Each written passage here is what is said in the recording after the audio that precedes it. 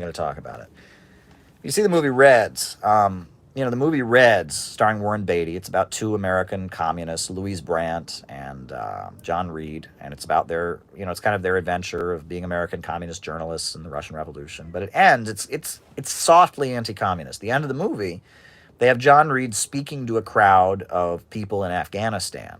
And it's like a crowd of people in turbans, and they have swords, and they're translating his speech as he's giving his speech. He's giving his speech, and they translate it, and then at some point in his speech, the crowd of guys in turbans all pull out their swords and start shouting Allah Akbar, and all this, and then he later says to the Soviet guy, "What did you translate? My speech? Why did they start yelling?" And they said, "Oh, we said, how'd you call for holy war, a jihad against the West?" And he says, "But that you changed my words or something." And the movie came out in 1980. The implication was supposed to be, every work of art reflects the time period in which it is made, not the time period in which it takes place. And that was a subtle criticism of the left for supporting the Islamic Revolution of Iran and supporting the Palestinians, right? And it was supposed to, that was how a lot of leftists were feeling at the time, right? It was like, okay, it was one thing to support the Vietnamese, but these Arabs, these Muslims, these Iranians, these Ayatollahs, oh, they're barbaric, they're against Israel. And it was a subtle message to the left. You've hit rock bottom. You're supporting Muslims. You're supporting Al-Qaeda. Well, there was no Al-Qaeda back then, but you're supporting, Islamic anti-imperialists right now. You're supporting Ayatollahs. How dare you? Right? We know that's when that's when Christopher Hitchens, that's when he, started opposing Trotskyism, right? Christopher Hitchens was this British intellectual. I'm Christopher Hitchens, yes. And he was an atheist, and he was like a trot.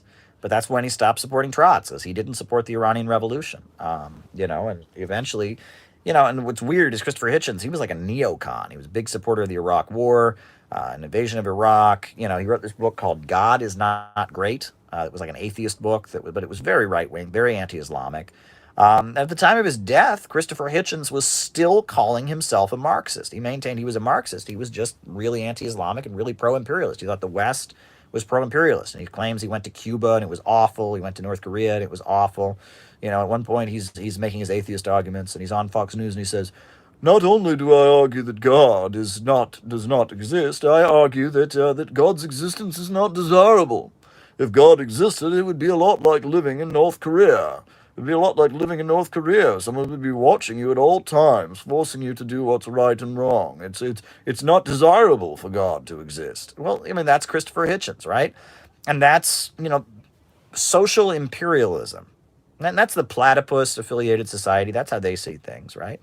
And, there's some people who interpret Marxism. Have found a way to interpret Marxism as like peak first worldism, right? It's Marxism is the most first world chauvinist, ideology, and that's, social imperialism, whatever, right? And that's where people see continuity between Marxism and social and the neocons, which I'm going to talk about later in this live if I can get through all your super chats. Okay.